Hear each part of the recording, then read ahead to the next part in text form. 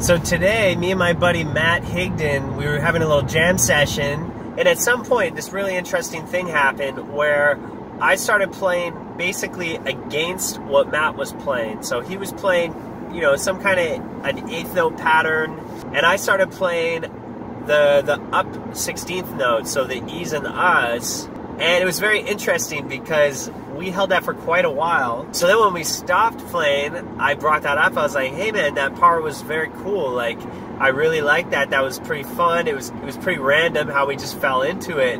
But let's check that out a little bit. Let's try it out. So we set a metronome and we started playing a basic rock beat. So it was kick on 1, snare on 2, and an 8th notes on the hi-hat. And we would play together, and then one of us would go off and play the same pattern but staggered by a 16th note. So it was basically like we were echoing each other. And it was very, very fun, and it sounded really hip. Now the thing was that it was our first time trying it together, and although it had worked quite well in our improvisation, when we started playing it with the metronome and like really trying to nail it, almost like scientifically, we were getting deep into it, it suddenly got more difficult.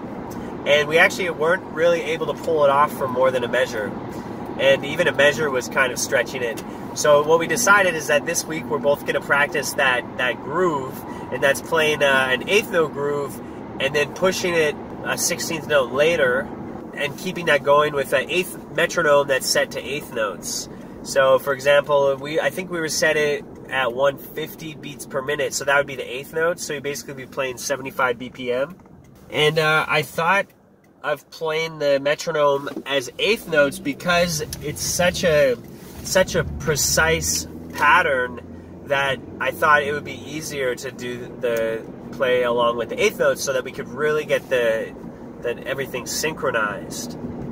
So we did it, and it was cool, but we kind of had to use this trick to get into the beat because we kept trying to do it just like, on its own, and it wasn't really working. It's funny when you play with other musicians and how they can really affect your time. So, it's one thing to have something, oh, I can play it to a metronome for an hour, it's super tight. You go to play with another musician, and whoa, big difference. So we gave ourselves a homework assignment because we're going to get together once a week and work on some stuff. So our homework assignment for this week is to be able to play alternating, like against each other, playing that groove.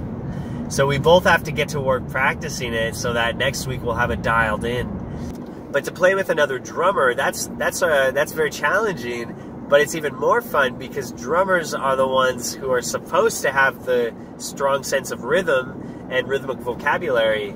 So, when two drummers get together, they can kind of nerd out on rhythm, which is super fun. And that's what Matt and I have been doing, and I just love it.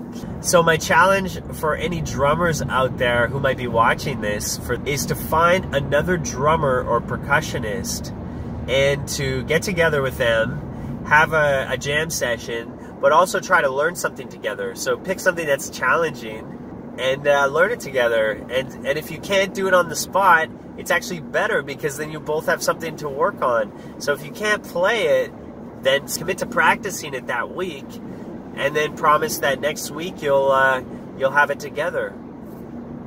See you next time.